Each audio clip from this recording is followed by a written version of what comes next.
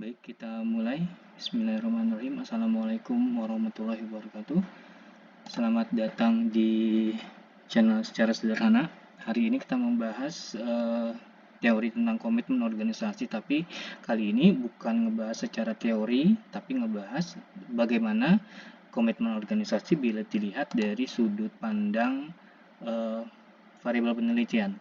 Nah, hari ini sebelum kita membahas variabel-variabel yang mungkin berhubungan atau mungkin bisa mempengaruhi atau bisa dipengaruhi oleh komitmen organisasi, kita ngebahas dulu pengertian dari komitmen organisasi. Jadi gini, secara sederhana komitmen organisasi adalah sejauh mana seorang karyawan atau pekerja dalam sebuah organisasi bisa merasa terikat secara emosional sehingga akhirnya ada loyalitas atau keinginan untuk tetap menjadi bagian dari organisasi atau sebuah perusahaan. Nah, biasanya karyawan yang memiliki komitmen yang tinggi ini kepada perusahaannya, biasanya mereka bisa dan mau bersedia untuk bekerja keras, bekerja lebih banyak, bekerja lebih panjang, dan sehingga akhirnya perusahaan bisa mendapatkan lebih dari mereka. Dan biasanya dari komitmen organisasi ini karyawan mau bertahan dalam keadaan apapun kepada organisasinya, mau membela, memberikan kontribusi untuk memberikan yang terbaik yang mereka punya untuk mencapai tujuan organisasi. Nah, kalau dilihat dari sini, mungkin yang pernah nonton video tentang employee engagement mungkin akan jadi bingung apakah komitmen organisasi dengan employee engagement itu sama atau enggak. Jawabannya beda. Nah, di slide ini saya mau coba menjelaskan apa perbedaan antara komitmen organisasi dengan employee engagement. Komitmen organisasi atau organizational commitment sekali lagi berbeda dengan keterlibatan karyawan atau employee engagement, gitu ya. Karena yang namanya komitmen organisasi adalah sebuah tingkat loyalitas atau tingkat keterlibatan secara emosional dari karyawan kepada organisasinya, sehingga akhirnya karyawan ingin tetap ada dalam organisasi atau perusahaannya. Beda dengan employee engagement. Employee engagement itu lebih kepada keterlibatan emosinya, hampir sama ya, tapi ini beda. Keterlibatan emosionalnya atau emosinya gitu ya. Mau itu termasuk dalam hal ini juga keterlibatan dari pikirannya, keterlibatan dari fisiknya untuk mengerjakan pekerjaannya. Jadi memang beda. Yang satu kepada loyalitas kepada organisasinya, yang satu lebih kepada pekerjaannya. Nah, nanti insya Allah ada waktu gitu ya, rezekinya kita ketemu lagi, kita akan membahas yang namanya retensi karyawan. Ini beda lagi, hampir sama gitu pokok pembahasannya. Kira-kira beda-beda tipis, tapi sebenarnya ini bukan hal yang sama gitu. Jadi ada tiga yang mungkin nanti akan sama kalau misalnya sekali kalau ada waktu kita bikin videonya. Itu ada organizational commitment, ada employee engagement, ada juga retention employee gitu. Jadi ada tiga yang berbeda, tapi tiga-tiganya beda. Jadi tolong dibedakan bahwa komitmen organisasi bukan employee engagement gitu ya. Oke, mudah-mudahan cukup jelas. Oke, kita masuk sekali lagi yang tadi saya bilang, video ini hanya mau ngebahas komitmen organisasi dari sudut pandang variabel penelitian, bukan teori gitu ya. Nah, sekarang kita masuk ke pokok masalahnya. Jadi gini, dalam sebuah penelitian atau tulisan ilmiah khususnya yang berhubungan dengan atau pembahasan statistika gitu ya, kuantitatif, ini pasti ada variabel X dan variabel Y. Nah, kita ngeliat dari sudut pandang X dan Y-nya. Bila kita mencantumkan atau menetapkan komitmen organisasi di Y, maka X-nya ini gitu ya. Jadi ada beberapa hal yang mempengaruhi sehingga terjadinya komitmen organisasi. Yang pertama adalah gaya kepemimpinan gitu ya. Pimpinan rese yang gak bakal betah disuruh kerja di kantor, maunya udah cabut aja dari perusahaan gitu ya.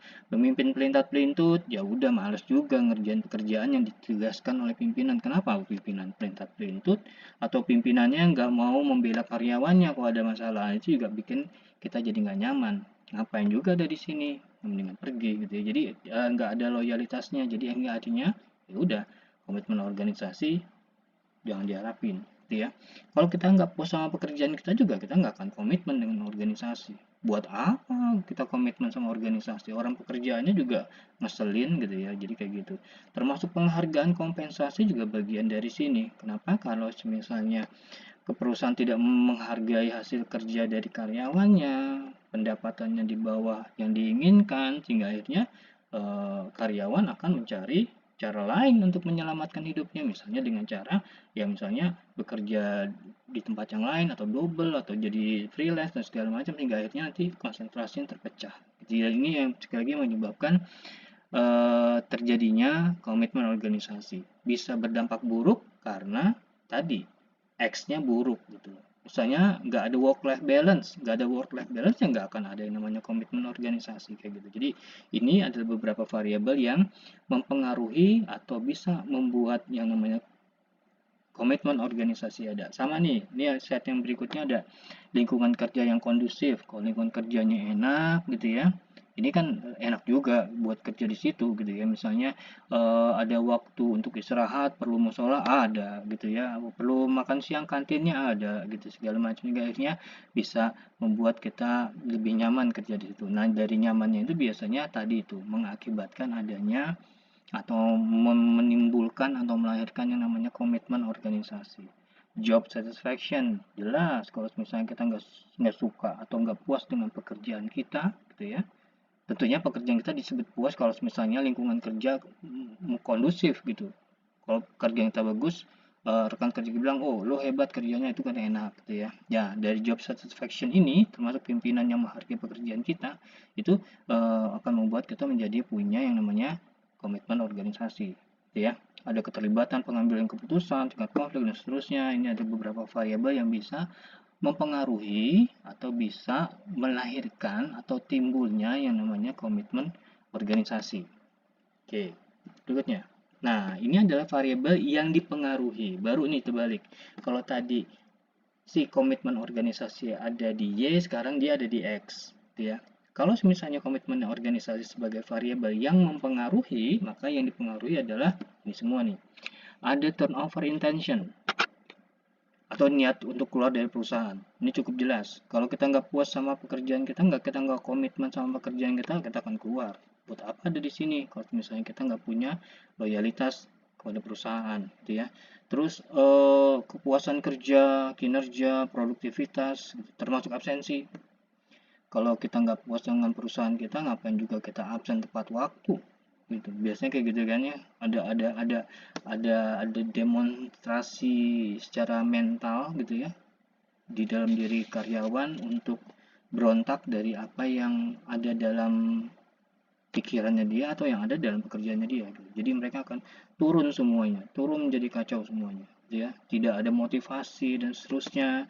Bahkan mungkin adanya angka kecelakaan karena kita jadi teledor gitu ya. Nah, ini nih di slide ini akan ada yang namanya retensi karyawan. Jelas yang saya bilang tadi, retensi karyawan juga bukan hal yang sama dengan yang namanya komitmen organisasi. Jadi tiga hal yang berbeda. Employee engagement, organizational commitment, dan employee retention adalah tiga hal yang berbeda. Tolong hati-hati dalam memilih salah satu dari ini atau dua dari ini atau mungkin tiga-tiganya dalam sebuah judul. Ya, kenapa? Karena kalau salah penempatannya, gitu ya, akan membuat perhitungan jadi kacau gitu loh. Kenapa yang awalnya sebab jadi akibat atau terbaliknya gitu. Jadi ini bisa menjadi kacau. Jadi tolong diperhatiin, ada tiga hal, tiga-tiganya ini beda walaupun agak-agak mirip, tapi ini tiga-tiganya harus beda.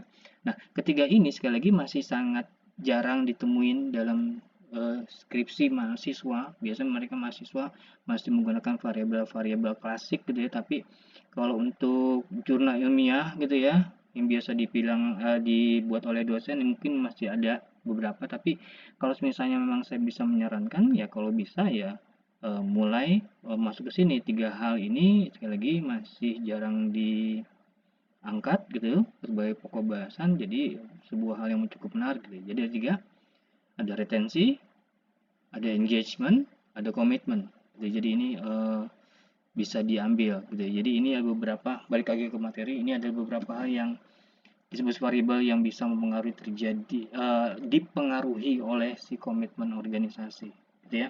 Nah, mungkin ada pertanyaan gitu ya, tiga hal, retensi, komitmen, engagement. Pertanyaannya dari tiga ini siapa yang duluan ada gitu, biasanya kan gitu ya. Pertanyaannya tiga-tiga ini ada, tiga-tiganya ini beda. walaupun mirip-mirip, pertanyaannya siapa yang biasanya duluan ada? Yang biasa duluan ada secara logika ya. Yang biasa duluan adalah engagement. Engagement ada duluan, begitu ada engagement baru ada komitmen, begitu ada komitmen baru ada retensi, gitu ya. Biasanya begitu. Walaupun sebenarnya kadang-kadang di beberapa perusahaan secara kenyataannya berbeda dengan teori. Tetapi kalau misalnya kita mengacu kepada yang hari ini, slide yang kita bicarakan di sini, di slide yang kedua tadi yang perbedaan antara si komitmen dan si engagement, terlihat bahwa engagement dulu ada, baru ada si komitmen, gitu kan. Tapi kalau lihat dari slide yang terakhir ini, yang sedang tayang ini adalah adanya dulu komitmen, baru ada retensi.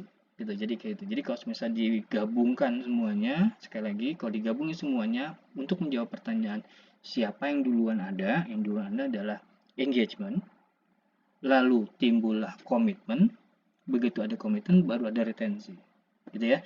Jadi ini adalah sekali lagi beberapa hal yang mungkin kita bisa jadikan sebagai pembahasan dalam konteks variabel penelitian, dan hari ini sekali lagi kita sudah masuk kepada variabel komitmen organisasi. Sekali lagi ingat, bila ini kalian rasa belum serak juga dipakai sebagai salah satu variabel dalam skripsi atau tulisan ilmiah atau apapun namanya, jurnal atau apapun gitu ya, silakan cari di playlist saya karena ada satu playlist itu isinya tentang variabel penelitian. Mudah-mudahan Allah bisa memberikan kemudahan buat kita untuk ketemu lagi, dan saya punya ide lagi untuk membuat retensi gitu. Jadi biar nanti jelas, oh retensi itu begini-begini segala macam, tinggal nanti kita bisa membandingkan, kayaknya gue mau pakai yang retensi deh, kayaknya retensi lebih cocok dibandingkan dengan engagement.